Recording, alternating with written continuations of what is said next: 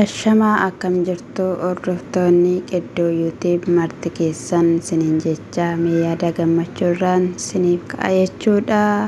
Busiyyee fi Eelduu obboleettii Abiraam fa'ii jechuudha.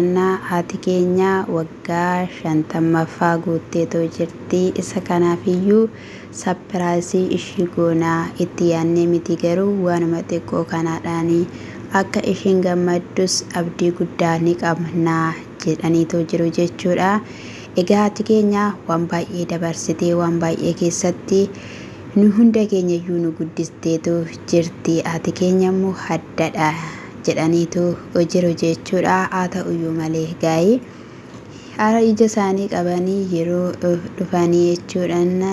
Ani waggaa 50 miti waggaa 30 waggaa 20dha. Umurii koo hin baay'istayyoo jedhanillee lolaniitoo jiru jechuudha hordoftoota. Innaa isa kanadhaayi atis akkuma dubartoota yookiin immoo shamarran yeroo kanaa fiddeeyi umuriin shamarranii hin himamu jedhanii baay'ee kolfaa turan jechuudha. Namatti tolaayi wanti haati ofii gammaddu yeroo gammaddura nama gammachiisu tokkollee hin jiru jechuudha. Yaada isaaniillee ibsataniitoo jiru jechuudha. Ati dubartii gaarii haadha haddaati jedhanii jechuudha. Naayii keessayyuu tokko jechuudha. Ati nama addaati. Ani garuu haadha hin qabu. Biyya Buttaajiraas dhufuun koo yeroo jalqabaafidha. Haa ta'uyyuu malee garuu simannaa natti naaf goote haddadha jettee jechuudha. Yeroo sanaan garuu baay'ee natti dhagahame dhugaa dubbachuudhaaf jechuudha. Lafa wayii gaafa dhaxxanii wanta tokko dhabdanii immoo jirtanii laficha sana keessatti waan ta'e argitanii wanta dhabdan sana argitanii garaatu sin hammaata jechuudha. Naayii dhugaa dubbachuudhaaf namatti dhagahama jechuudha. Obboleettii keenya jabaadhu siin jedha. Hundumti isaayyuu guyyaa Waaqayyooti waan ta'eef homaa gochuun hin danda'amu. Haa ta'uyyuu malee garuu waan addaati jedhanii sinaa heebbisu jedhaniini heebbisanii jechuudha. Kananaa yaaduu keessan jedhaniini sabiraanis immoo mee eenyutu yeroo ati garaatti baattuu rakkisaa ture mee waa jedhimee himimee jedhaniin jechuudha. Naayii kaza umtuyyuu nan rakkifne lakkii jedhan jechuudha. Namni si rakkisellee jiraachuu hin didu garuu nakumatu jetteetidha. Kaameeraan duuba nutti himta jedhanii amansiisan jechuudha. Naayii haati maaliyyuu haa ta'anii maali ebiluu mucaa koo keessa amaadha jetteen dubbattu jechuudha. Icciitii namaa dhossuudhaan haati beekamtuudha siniin jechuun jaaladhaayi. Warri haadha qabdan haadha keessan jabeeffadhaa. Warri immoo rabbi isinirraa fudhate immoo gochuun hin danda'amu siniin jechuun jaaladha. Dhugaatii waanuma barbaadde taate yoo namaa jiraatte namatti tola. Haadha qabdu mannaa haadha dhabduu wayya jedhama. Haadha dhabduu mannaa akkamidha waan sawaan akkasiin agaruutti darbuta muraasiniin jechuun jaaladha. Kan akka haadhaan jiru siniin jechuu barbaadeenanidhaayi. Garuu immoo jaartiin komii matan jechuudha. Warri jaalala durii gaggeessan kun okkoo rakkisaadha isa dhugaan siniin jedhennaa Taaddasaan na bukkee dhabamuu duwwaatu na gaddisiisedha. Natti dhagahameedhaan jechuudha. Achittillee waaw qarsi jedhee miti jechaanii turan jechuudha. Eeyyennaan bakka sammuu guyyaa si wal fuutan sababeeffachuudhaan haala haddaadhaan sinii kabajnaa achiin nu haa ga'u jedhanii waadaa galaniif jechuudha. Jaartinis immoo Abiriishiittis naa himaa Abiraamitti jechuudha. Akkasumallee Ayimeettis seeraan akkanaa kabajanitti in irraanfatiinaa jedhanii jechuudha. Dhaamsataniitu jiruna. Baay'ee namatti tola dhugaa dubbachuudhaaf. Haala kam keessattiyyuu gammadoodha. Akkasumas immoo iddoo gaggaarii ga'aniifiitoo jiru dhugaa dubbachuudhaaf ijoolleen isaaniidha lafuma gaggaarii jiru. Egaa kan Abiraam kun xiqqoo ishee namatti dhagahama malee siniin jechuun jaaladhaayi. Kan isaas immoo Waaqayyoo waan hundumaa keessatti iyyuu toraa galchuu fi waanuma Waaqayyoo jedhetu ta'a hundumti isaayyuutiidhaayi. Garuu immoo egaa gaashiyyeen keessattuu baay'ee akka gaddan fa'ii dubbatamaa jira kan isaallee jechuudha. Amma wanti godhamu immoo hin jiru wanti fedha Waaqayyoo hin ta'a wanti egaa yeroo baay'ee ofii keenyaafis balleessinee nuti Waaqayyoo waanuma barbaade haa godhu jennee jechuudha. Yeroo tokko itti wallaalumsa natti fakkaata kana Abiraam jechuudha. Haadhayyuu malee jechuudha jaartiin warqii mormaas bitanii fi too jiru jechuudha. Warqii mormaas bitanii fi itti kaanii jiru akkasumalleedha keekillee muranii too jiru jechuudha. Nasa kanadha umurii dheeradhaan jedhanii nu illee jechuudha. Isaaniinillee jechuudha ameen jedhamee fudhadhaa isiniin jedha obboloota koodhaa. Dhugaa waaqayyoodha yeroo baay'ee yeroo kan argitanii jechuudha yoomiin haadha koo akkatti gammachiisaa yoomiin haadha koo akkatti boqochiisaa yoomiin akkatti uffachiisee bareechaa ni jenna jechuudha ni jenna. Isa kanadha ammoo lafa abjuu keenyaatiin immoo waaqayyo nu'is nu haa ga'u isiniin jechuun jaaladha. Kan biraa immoo ubiyyee fi naahii waan keessa jiranii ni beektu jedheen ayyaada jechuudha. Gaa wanti baay'een ta'aa jira jechuudha. Ubiyyee yeroo kanatti yeroo teessuudhaan dhugaa dubbachuuf otoo isaan faana waliif gadi deemtu akka karaatti hindi dhuma arganitti waamu waan ta'eef jechuudha. Har'a immoo waan addaa mubeen qabatee dhufeetoo jira jechuudha. Inni kunis maalidha yoo gaa'ela ishii kanaa gargar baate malee hundi keenyayyuu nagaa argachuu hin dandeenyu.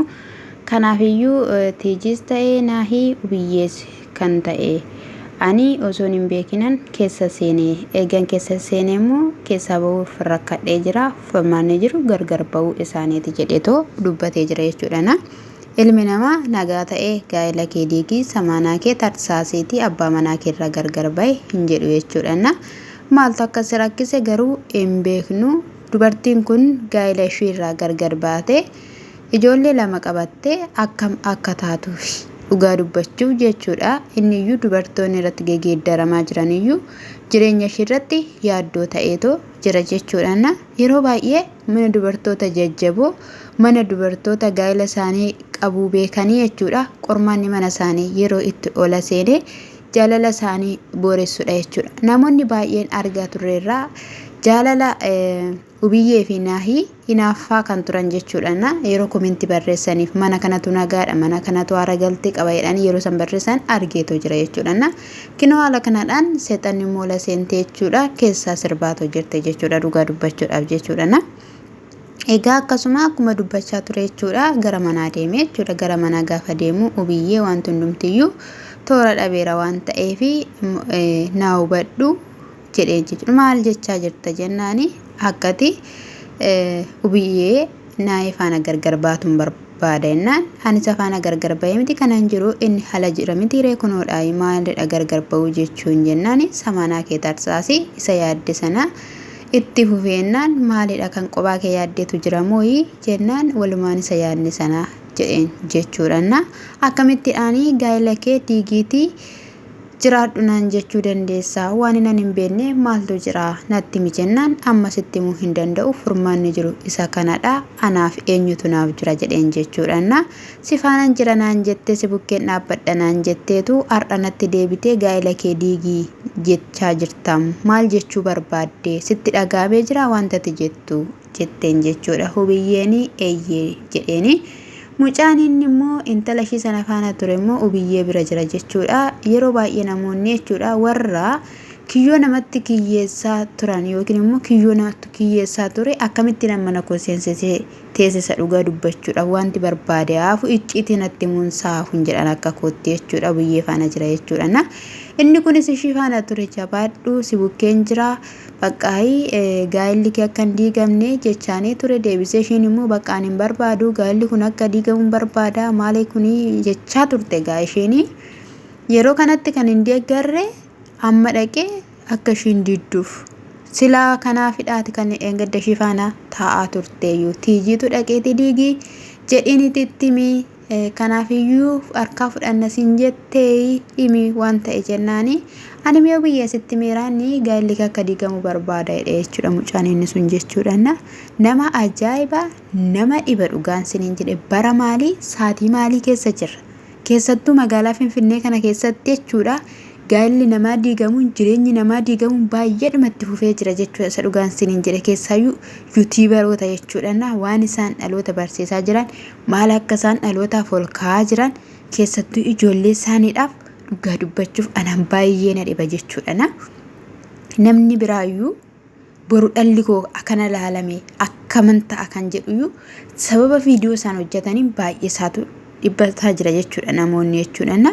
Kun immoo fayyaan qabu intalittii sodaachisee sinajjeessa jettee doorsistee maal takka ta'e hin beeku jilbeeffatee daaddaa deemee imimmaan coccobsaa samaanaa kee tarsaasii. Maqaa Yesuusiitiin afurri kun kan rukutame haa ta'u dhugaan siniin jedhe. Dhugaan siniin jedhe biyya keenya keessatti jechuudha mee seexanni mee dhugaan siniin jedhe mee uffatteetuma hidhatteetuma jechuudha halkan osoo hin taane guyyaa kaachaa jirti jireenya nama barbadeessuudhaaf. Icciitiin kun immoo dhaloota baay'eedhaaf hin gallisa dhugaan siniin jedha. Mana namaa kan diigaa jiru, lubbuu namaa kan baasaa jiru, guyyaan isaa ga'ee miti dhalli namaa kan waan baay'ee ta'aa jiru jechuudha. Biyya keenya keessatti yoo argaa jiraatneetu ta'e balaa konkolaataa ilaalame lubbuun namaa guyyaatti meeqa akka dhangala'aa jiru. Isa kana kan gochaa jiru seexaan, gaa'ela namaa kan diigaa jiru seexaan. Inni kun immoo dhalootaaf hin galle. Dhaloonni gadi jedhee kadhachaa hin jiru. Waa'ee gaa'ela isaatii, waa'ee biyya isaatii kanarraatiin kan ka'e dhaloonni waxxisaa jira jechuudha. Kun immoo maalidha? Ergama maaliiti mee gaa'ela kee diigiin? Ajaa'iba dhugaa dubbachuudhaaf ani taa'een dhaggeeffadhe dhugaan sin jedhan madaamii koo dhokadheenan beektu miti rakkanani waayifii hin qabne jechuudha. Alarraan gadi ba'eenan dhokadhee dhaggeeffadhe ilaalennaan akkas jedhu jechuudha. Samaanaa kee tarsaas akkamittiin jedhama dubartii gaa'ela qabdu tokkodhaan. Dubartii yoom gaa'elli koo naaf deebi'a yooman gaa'ela koo sirreeffadha yoomidha kan jettee dheebotteedhaan jechuudha. Tan karaatiftanii oliif gadi kan ooftan caala akkas jettaa maali yoo duute dhugaan siin jedhe. Gaa'ela waaqayyo jaalatu gaa'ela waaqayyo dhaabee walitti isaan fide adda baannaa jettu arraba keerraannaa dubbatamu sin dabbaru dhugaa hin corroosa dhugaan sin jedhe jecha akkanaa soogiddan qabu abadan soogiddan qabu ishiinis immoo si'ii jedheen tarsaasu simiti kan na gorsu akka na gorsitetti miti kanan deemu wanta bicha icciitii jiru natti mi innaa karra bahullee boo'aan na dura qoymii jettee babbalaa turte jechuudha natti mi'etteeni jechuudha. Nama dhiba siniin jechuun jaaladha dhugaa kana nurraa haa qabu. Eebbifamaa siniin jedha maatiin haa ta'u keessanitti fufa.